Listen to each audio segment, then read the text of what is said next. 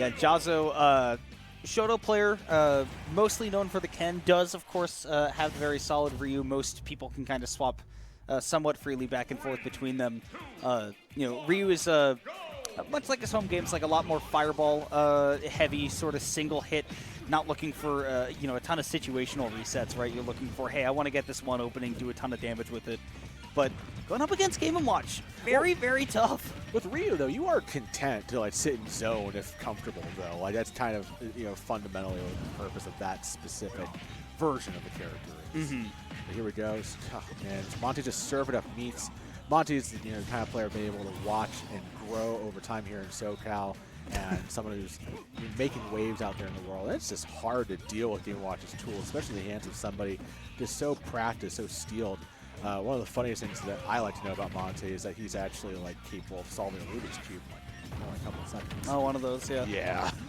So, you know that you've got like the tech knowledge available, right? Like he's gonna go, I know what Game & Watch can do. I know where to set up. You see that little trick on Plat where Monte almost did like a little brief short hop to draw bait out with Jahzz0's jump and wail on him with the tilt chair. I love those small little things that players at this level are able to whip out.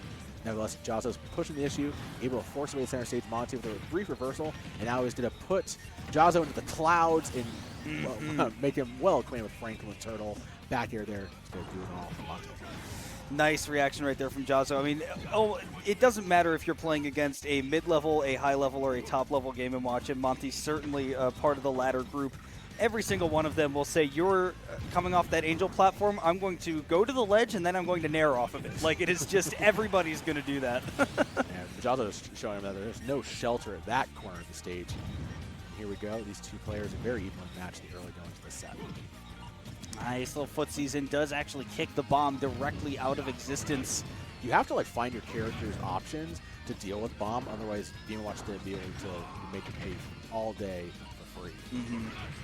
See Jahzz0 trying to back up 2 pips on the bucket. Now, I mean, if another Shakunetsu gets bucketed, it's actually not too bad because you're only bucketing each of those individual hits of it. If you throw a normal Hadouken and that gets bucketed, that's going to get really dangerous. But honestly, yeah, like Jahzz0 can use them a few times. A little creative. I don't know if that was an intentional combo, but it was creative. It worked out. Great mash as well.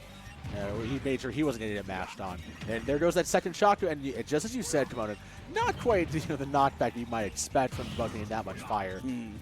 It's still not ideal to give that to Game & Watch because it's an extremely quick option that covers a ton of space and is virtually unpunishable. But, regardless, you want to have the Shakunetsus available to you as part of your game plan. Because like you mentioned, being able to be away from Game & Watch is nice. And Monte's going to take some of these trades that Jahzz0's going for any day. He's landing a fair, just getting a bit more damage. More clouds appearing. Clouds that portend Jahzz0's doom.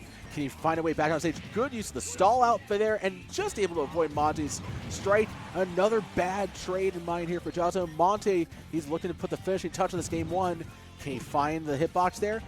Got caught jumping up on that platform. Really good recognition by Monte to see, okay, you're locked down in the corner. You don't want to try to contest with anything like the chair, the down smash, the down tilt, any of those that can take the stock at that percentage. So you want to try to leapfrog me, create some distance, take center stage. Nuh-uh. Here's another bomb for you. And when Jahzz0's other options usually involve some degree of like end lag or risk involved, it's just bombs away from Monte at such low risk. That's just what Game & Watch can do in this game.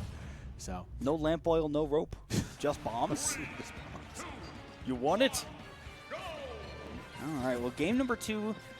PS2 is the venue, Pokemon Stadium 2, to give Jahzz0 a bit more breathing room, able to throw a lot more of those fireballs, but it doesn't really matter once Monte gets his hands on you. You're going to go for a ride. 65% is the tune of that one, and it will continue to climb. Jahzz0 just cannot get back on solid ground, and it is a prolonged 0 to death for Monte to kick this one off. Oh, that's a gut punch for the Jahzz0 fans out there. You can just tell in the player cam how much that meant to him. But nevertheless, when you get to this level, you have to find the wherewithal to bring yourself back and show what your metal's made out of. And there from ledge, of course, giving Game & Watch a safe escape route.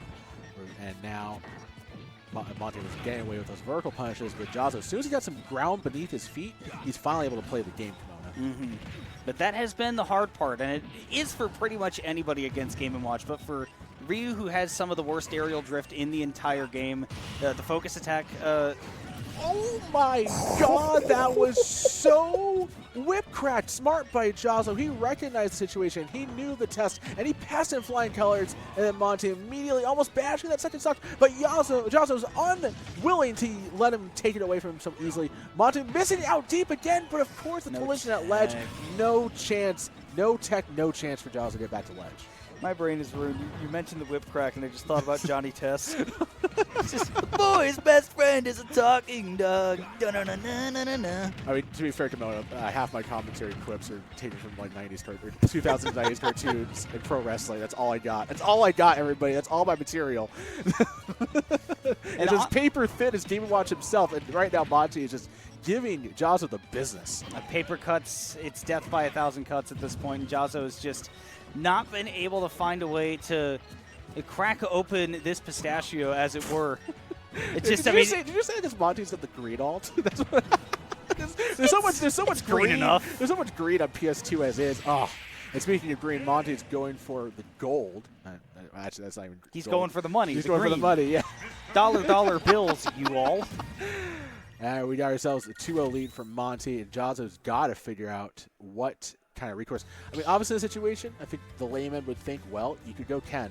I mean, Jahzz0's Ken is, I would say, well known to be his most well-practiced character, but here is a pivot and a half, Kimono. The Sonic, the People's Champs emotes have been retroactively removed from the chat as Jahzz0 taken a page out of his region mate's book, Wrath, I would believe. Doing some of that, the Sonic, to match up into the Game & Watch. And honestly, like, what can we say that hasn't been said, seeing this played so many times at the top level between, Sonics and Wrath against Mia and Meister and, basically that entire group in that cavalcade, right? There is a lot that Sonic can do to make this matchup work, but playing from behind is not his forte. You want to try to make the Game & Watch come to you, and now Jahzz0 is going to have to work overtime to create that situation. You got a chance here, forcing Monte to the ledge. But Monte able just to keep hopscotching away, and there goes the reversal. Going out deep, Monte has some plans in mind, and he just keeps extending it. He's just so good at recognizing exactly what escape route Jahzz0 has with Sonic's tools out deep, and then drawing up a way to put a hitbox right in that path. If there's one thing I know in my heart, I don't know if Jahzz0 has it in him to camp out Game & Watch hard enough to, really make this one a grind to come back. And I think that Monte is going to be pretty comfortable playing, given that fact. But if you've got the combos available, right, we do see Jahzz0 putting on some pressure here. Monte back on stage. Great spacing with that back air, but Game & Watch is not light enough to be going down to that just yet. So it's going to be a win by 2 here on this first stock for Jahzz0 to really get himself back into this game. And in some cases, almost like perversely advantageous for Monte to be knocked back further whenever Jahzz0 gets the initial hit. Because Game & Watch has so many good drift options, good ways to make use of that space and recovery out deep, that it doesn't really feel like you're ever in danger as opposed to someone like Sin and whatnot. So Monte again winning another trade here, serving up some meats at ledge, waiting for Jahzz0 to blink, and there we go, he blinked. And Jahzz0, I think, was fishing for a parry right there just to fight out a corner. Very Street Fighter 6, honestly. Totally. I'm stuck in the corner. I'm just going to fish for a perfect parry, try to get out of there. But Monte keeping him completely locked down. Even with that extra speed and all that aerial drift, there is nothing to be done to escape that juggle from Monte, who's now looking for the judge just to try to finish it out in a silly way. But Jahzz0 says, look, I'm still in this one. Yeah, it's definitely not the Street Fighter universe. Sonic is no Blanca, spiky hair side. And the fly across the stage. Oh, man, I don't want to imagine Sonic with like little like puppeteer dolls. It turned to Buzz into the greatest character. We need Sonic Johns. He's got the electric abilities if you go by the movies. Oh no. He definitely needs some kind of superpower there, and unfortunately, Monte is going to put Jahzz0's winner side stay to an early rest here